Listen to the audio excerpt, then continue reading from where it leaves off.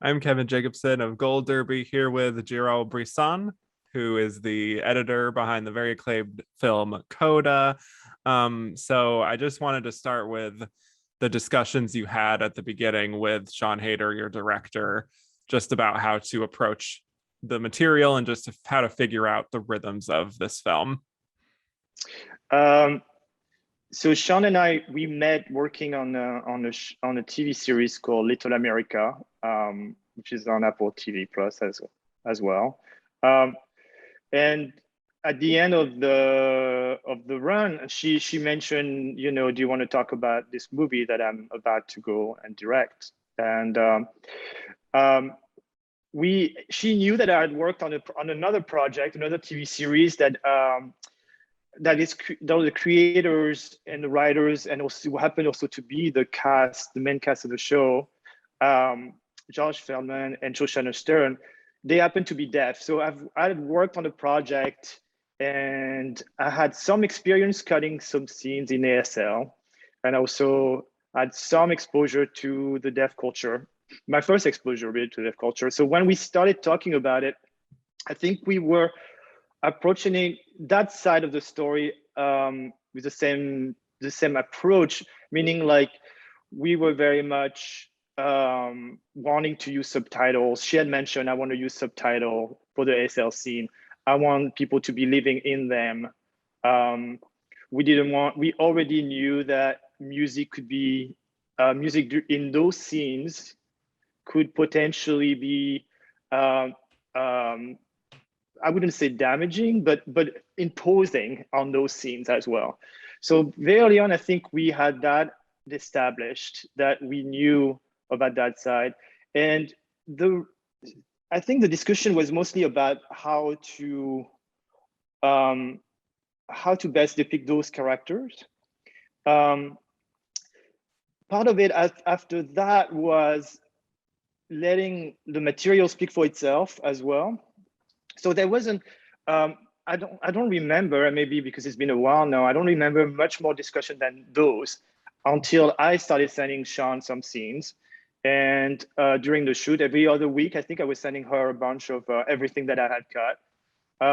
And from there on, it was also mostly for her to know what was going on, what material, which she was missing anything during the shoot, but also to establish a bit about what we, how pacing wise, it started to almost, even though it's a very early stage to talk about it, I think it was already in the discussion, because I think instinctively, and that's the way they were, that Paula and Sean have been designing a movie that is very simple style, that doesn't really impose itself on the characters. And I think the natural rhythm of the film respects that and came out of that as well. We knew that the scene in ASL were clearly going to be some type of a challenge because of the lack of sound around them for an hearing audience. Like I mentioned, we didn't want to have music in those scenes unless you would have music in a film with speaking characters. Then in that case, potentially you would. But otherwise, we didn't want that to be setting up the pace of those scenes.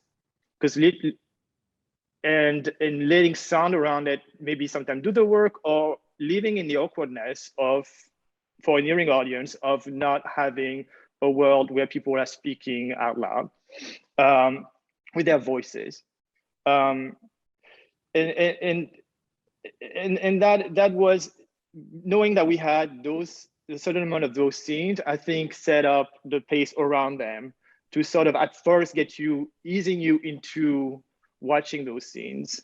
So the beginning of the film, we try to, there's a lot of music around those scenes almost. I think this is a way to get people, it's a little bit of a Trojan horse, to kind of invite you in some way.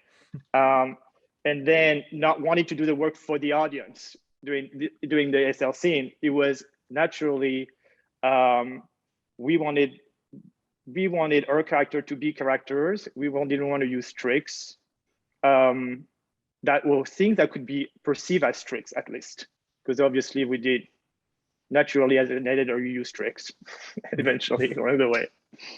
Right. So those, I think this is how we approached it. It was kind of a natural falling into finding it as well. Mm-hmm. Yeah, that's so interesting. It is seamless. And what's interesting, it is a film about Ruby, who is the only hearing member of her family. And we really come to understand her perspective and really feel what she feels, especially through Emilia Jones and her great performance here, and the way that the character is written, the way she's framed, but also just in some of the lingering shots of her and when she's feeling frustrated with her situation. And I just feel like there's a naturalism between all those different elements, including the editing. And I'm curious for you if you can think of any specific moments or choices you made to really help to make that emotional journey of her character feel so earned by the end.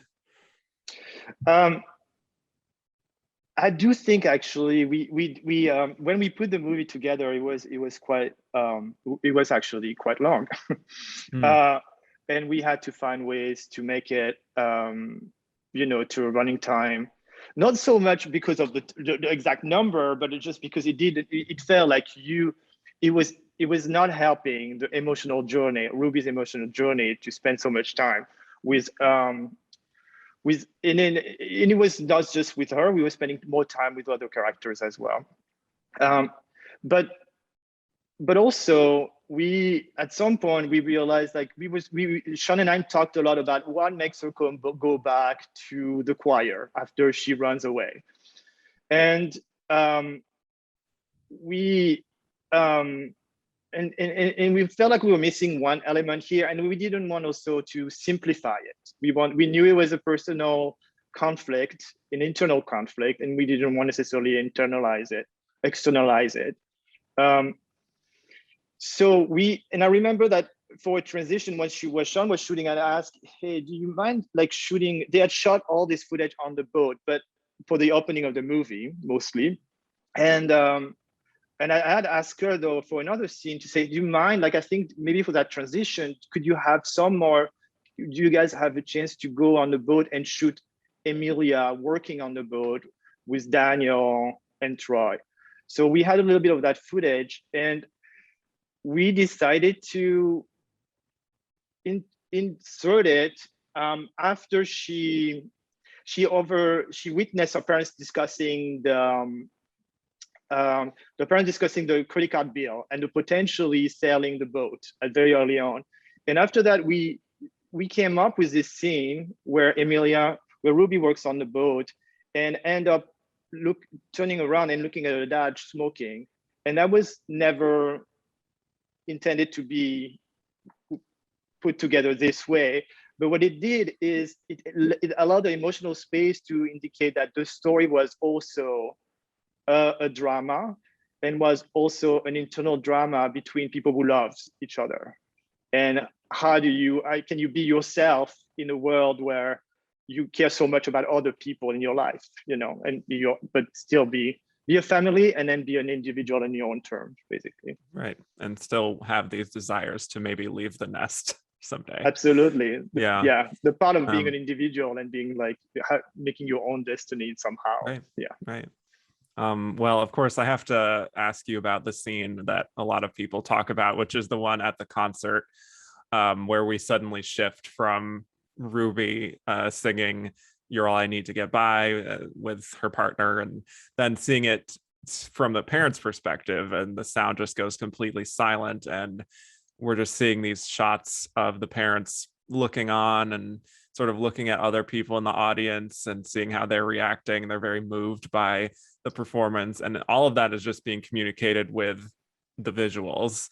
I'm very curious how much trial and error there was with that scene in particular to just fine tune it so that we could just understand what was happening and be so emotionally affected, because I certainly was.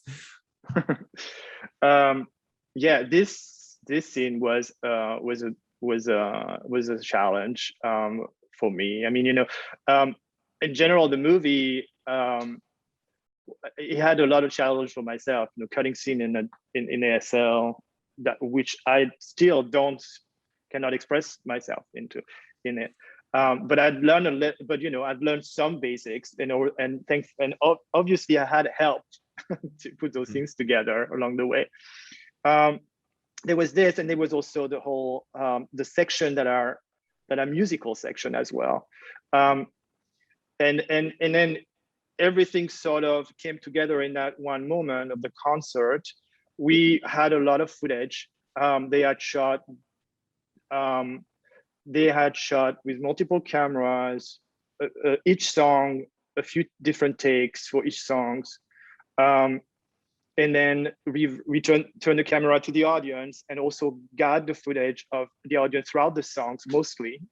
So, and we also had Troy, Kotsur, and Marlee Matlin improvising their dialogue here. The one day we didn't have someone to translate it. And so we had all those layers to build, knowing that we were going to be to that moment where we're going to shift. Sean had planned that moment to be to shift the perspective. It was always going to be there. She knew exactly which shot she was going to do it with when he racks focus from Ruby on stage to the back of the parents. What happened is that we had to build it by layers, because knowing how much the music had to be, how long it could be, how much of a musical moment it had to be, with that it had to be satisfying in itself and yet not indicating we were getting at the end of the movie, because we were not quite there yet. And at the same time, the stories all those different little stories going on throughout the concert before we get to that moment where we were shifting perspective. And it was important to establish those relationships and the story of what was going on in the audience between the parents and Leo, and also what was going on stage, between the stage and the audience, and all those things. It took a while to get there. I mean, part of it is there was no music editor working with us at the time. So it was up to me and Nick Baxter to find, who is a music producer, to find ways to condense the songs and still feel like you were enjoying them and we were not shortchanging the song musically. And it was also a day, for Sean and I, a day of like researching what were Marlee and Troy talking about during that concert, making some mistakes there along the way. The one that I know Sean talks about is there is that sign we thought we meant vibration, because and it turned out that it meant spaghetti. So we had it for long. We showed it just for the movie. We were screening the movie to friends and family for a while, and we had it translated the wrong way until we got a solution from Anne Tomasetti. And it was a better find, so it was actually a good, and we laugh about ourselves, because we thought we were pretty proud of ourselves for having figured it out on our own, but clearly we were not there. Wow. And the moment we switched perspective, it was the discussion. It was how long it needed it to be, and we cut this section down and down and down along the way throughout the process of editing. And this moment as well, it was kind of really finding just what needed to be in there and not lingering so much in it either. And then also the discussion that kept on going after editing was, what do we hear? Or do you hear anything as an hearing audience during that section? And I mean, Sean always wanted, I think, leaned toward having nothing. I was as well. But we entertained other ideas along the way until I think we felt like we earned it, and it was not taking you out of the movie. I mean, really the question was, will that take you out of the experience of the movie or actually enhance it? And it was kind of a hard question to answer. Even by showing it, it was actually still hard to answer. And at some point it was just, let's commit to what we feel is right, because it seems like there's no representation of that, at least for us. It's really impossible to be able to tell an audience what it is like. So Well, I certainly think it enhanced it. And I'm actually just curious for you and for a lot of editors, I ask is with this cast, I mean, Emilia Jones at the center is just a revelation, I think. And we have Marlee Matlin and Troy Kotsur. Was there an actor in this cast that you just particularly enjoyed watching in the editing room, whether it's like the different options they were able to give you or just something that struck you about their performance? Um, you know, normally I would say yes, there is one, but in this case, no. It was really all four of the family cast. I have to say there is little, and it's all like in the subtleties of their performances. Emilia, I mean, it's like it was every moment just like had a spark at some point, So it was always, and that's a pleasure of like as an editor to be watching those performances, this footage, and finding those moments that you kind of can enhance the scene just because they are so great. And Troy, I mean, look at the way he tells, like the look that he gave after saying the joke about farts, and he has this one amazing looks, and everything was like that. To having just to doing, I mean, apparently very little in the scene when he's listening or trying to feel Emilia's Ruby singing on the back of the truck. That's like Marlee is just yeah, I mean, it's funny because all I remember are very little things. Like I love Marlee's moment when they're waiting for Ruby in the audition, and Troy is gesturing her to go upstairs, and she has this tiny little expression on the face that just tells it all. And Daniel is just so strong. That scene on the beach when they are fighting, him and Emilia are fighting. So no, I mean, that was a pleasure each scene. It was really was. Phenomenal cast. It really is. Yeah. And just as we finish out here, this is a film, I wouldn't say that it's preachy. It's not like actively trying to teach you a lesson, but were there aspects, especially related to the deaf experience, that you feel like you've learned through doing this, and just with this experience that you might be able to use in the future of your career? I mean, yes. I mean, first of all, the approach, I mean, career-wise, I don't know, at least the practice of editing, the way I felt like we had to approach it, it was very, being very humble about it. Meaning like, I am an outsider, and this is a movie where we want people to invite people in. So just making sure that we were not imposing, that I was not imposing any kind of point of view on them, but quite the opposite. And that was kind of getting my ideas from watching them, Mm-hmm. And I feel like that comes to in general things that we know and we forget along the way of just not being so confident that we know everything, not like being able to